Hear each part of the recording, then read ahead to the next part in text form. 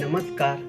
वसंतदादा पाटील शिक्षण संस्था संचालित श्री स्वामी समर्थ विद्यालय लांडेवाडी भोसरी पुणे या शाळेच्या संस्थेचे संचालक आदरणीय श्री दशरथ पाटील साहेब तसेच संस्थेच्या संचालिका आदरणीय श्रीमती पद्मावती पाटील मॅडम यांच्या प्रेरणेने आणि आशीर्वादाने तसेच मार्गदर्शनाखाली आज आपण अण्णाभाऊ साठे यांची माहिती पाहत आहोत.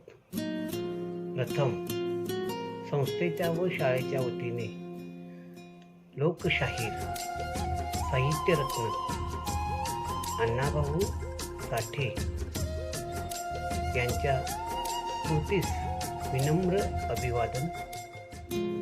मी श्री वसंत ज्ञानदेव मोरे BSc बीएड आपणास लोकशाहीर व साहित्यरत्न अण्णाभाऊ साठे यांच्याविषयी माहिती सांगत आहे.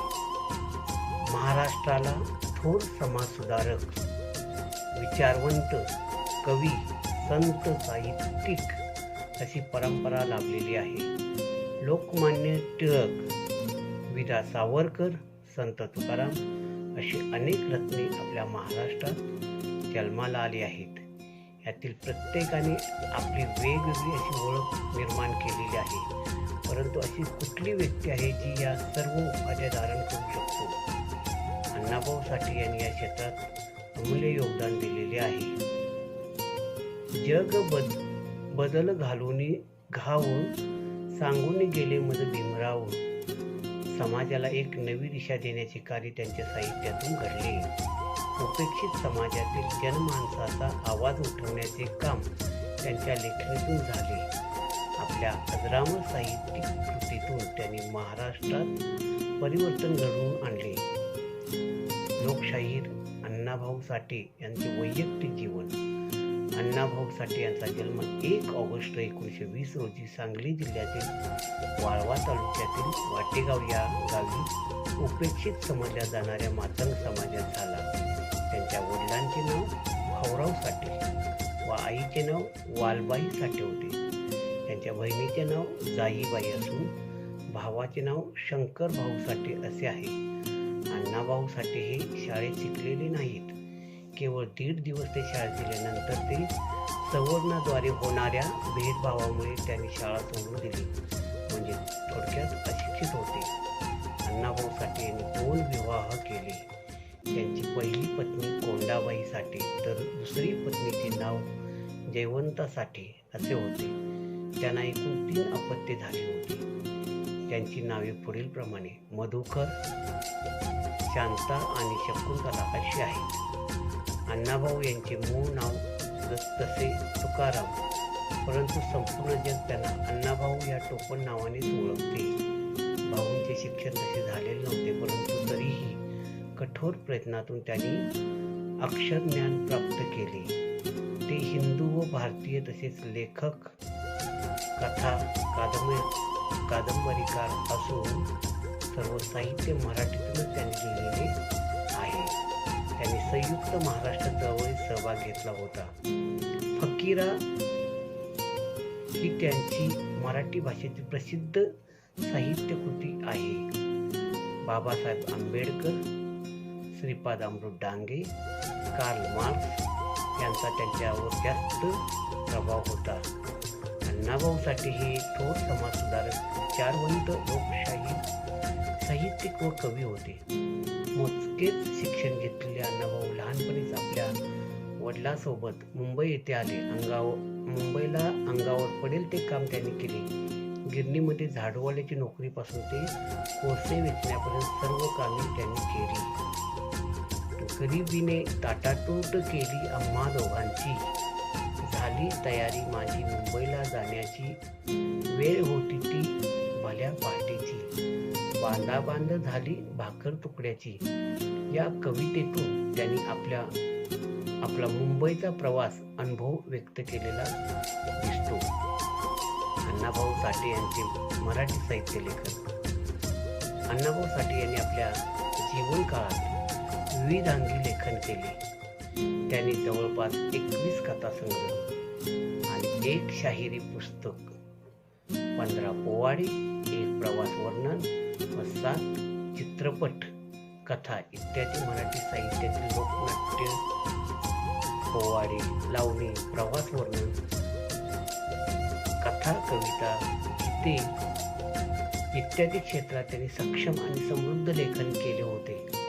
अण्णाभाऊंच्या साहित्यात समाजातील वैर नष्ट करण्याचे सामर्थ्य आपल्याला दिसून येते. त्यांनी तत्कालीन सामाजिक परिस्थितीवर आपल्या लेखणीच्या माध्यमातून प्रकाश टाकण्याचे काम केले. तमाशाला सांस्कृतिक वारसा मिळवून देण्याचे श्रेय अण्णाभाऊ साठे यांना दिले जाते. तमाशात काम करताना स्त्रियांचे होणारे शोषण या विषयावरील त्यांची वैजंता ही कादंबरी, तर भीषण दुष्काळात ब्रिटिशांचे खजिने व धान्य गोदाम लुटून गोरगरिबांना व श्रमिकांना वाटणाऱ्या तरुणाची कथा सांगणारी फकीरा ह्या त्याच्या काही प्रसिद्ध कादंबऱ्या आहेत. त्यांच्या फकीरा या कादंबरीला सन 1961 महाराष्ट्र राज्य सरकारचा उत्कृष्ट कादंबरीचा पुरस्कार मिळालेला आहे. गोरगरीब, शेतकरी, शेतमजूर, श्रमिक यांच्या वेदना जाणून घेऊन त्यावर केलेले लेखन ही अण्णाभाऊ यांची विशेषता. शिवाय ज्यांना लिहिता वाचता येत नाही त्यांच्यासाठी त्यांना कळेल अशा भाषेत त्यांनी पोवाडे, लावण्या व गीते लिहिली. गोरगरीब, कष्टकरी व उपेक्षित समाज जीवनातील लोकजीवन आपल्याला अण्णाभाऊ साठे यांच्या साहित्यातून पाहावयास मिळते. अण्णाभाऊ साठे यांच्या काही कविता. माझी मैना गावावर राहिली, माझ्या जीवाची होती काहिली. दौलतीच्या राज उठून सर्जा, हा कदे शेजाऱ्याला, रे शिवारी चला. रवी आला लावून तुरा, निघाली जिंदगी भरभरा. दीप गगनाच्या डोईवर लागला, ढग तिमिराचा त्याने निवारिला. झाले आकाश लाल, बग उधळी गुलाल. राणा राणात हर्ष पसरला, आला बहार गुलमोहरा. एकजुटीचा नेता झाला कामगार, तय्यार बदल्या रे दुनिया सारी दुमदुमली ललकार. या अण्णाभाऊंच्या काही प्रसिद्ध मराठी कविता. तर मुंबईचे वर्णन करताना ते लिहितात. मुंबईत उंचावरी मलबार हिल इंद्रपुरी कुबेराची वस्ती. तिथे सुख भोगती परळात राहणारे, रात दिवस राबणारे, मिळेल ते खाऊन घाम गळती. मुंबई नगरी ग बडी बाका, जशी रावणाची दुसरी लंका. वाजते की डंका डंका, सहू मुलकी राहायला गुलाबाचे फुलकी. लोकशाहीर म्हणून अण्णाभाऊंच्या काही कादंबऱ्या. आबी, गुलाम, जिवंत काढतुसे, पाझर, रानगंगा, वारणीचा वाघ, वै, फकीरा, वैजंता, चिखलातील कमळ, माकडीचा माळ, चंदन इत्यादी. अण्णाभाऊ साठे यांचे कथासंग्रह. कृष्णाकाठच्या कथा, गजाड, नवती, कुळवंडा, आबी, पिसाळलेला माणूस, फरारी, बरवाद्या, कंजारी, निखारा, चिरानगरीचं भूत इत्यादी. अण्णाभाऊ साठे यांचे लोकनाट्य. बेकायदेशीर, लोकमंत्र्याचा दौरा, पुढारी मिळाला, देशभक्त घोटाळे, कापऱ्या चोर, अकलेची गोष्ट, शेरशीचे इलेक्शन इत्यादी. अण्णाभाऊ साठे यांनी लिहिलेली पुस्तके. अमृत, गुराळ, तारा, रानबोका, आघात इत्यादी. अण्णाभाऊ साठे यांच्या लेखनावर चित्रपट निघाले. एक, वैजंता कादंबरीवर 1961 साली वैजंता चित्रपट. आवडी कादंबरीवर टिळा लावते मी रक्ताचा 1969 मध्ये. माकडीचा माळ या कादंबरीवर 1969 मध्ये. डोंगरची मैना. चिखलातील कमळ 1969. मुरली मल्हारी रायाची. वारणेचा वाघ 1970. वारणेचा वाघ. अशी साताऱ्याची तरा 1974 मध्ये. अलगूज या कादंबरीवर. फकीरा हा चित्रपट कादंबरी फकीरावर हे 7 मराठी चित्रपट निघाले. साहित्य सम्राट, लोकशाहीर, विचारवंत, समाजसुधारक अशा कितीतरी उपाधी धारण केलेले अण्णाभाऊ साठे यांची जयंती ही 1 ऑगस्ट रोजी आपण साजरी करतो. 18 जुलै 1969 रोजी वयाच्या 49व्या वर्षी लोकशाहीर अण्णाभाऊ साठे यांचे मुंबई येथे निधन झाले. म्हणजेच 18 जुलै रोजी त्यांची पुण्यतिथी आपण साजरी करतो. या 2 दिवशी आपण त्यांच्या स्मृतीस विनम्र अभिवादन करूया. आपण त्यांचे विचार अवलंबविण्याचा प्रयत्न केला पाहिजे. समाजातील वैर संपवण्यासाठी त्यांची लेखणी खूप महत्त्वाची ठरते. महाराष्ट्राला किंबहुना जगाला एक नवीन दिशा देण्याचं कार्य त्यांच्या साहित्यातून घडून येत आहे. पुरोगामी महाराष्ट्राच्या जडणघडणीत या साहित्याचा अतिशय मोलाचा उपयोग झाला आहे.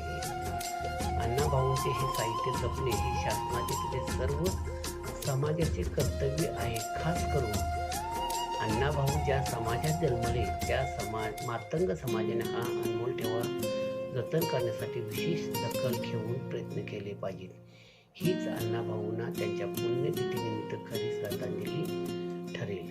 अण्णाभाऊ साठे यांचे प्रतिमेचे 4 रुपये पोस्टाचे तिकीट शासनाने 1 ऑगस्ट 2001 रोजी काढले आहे.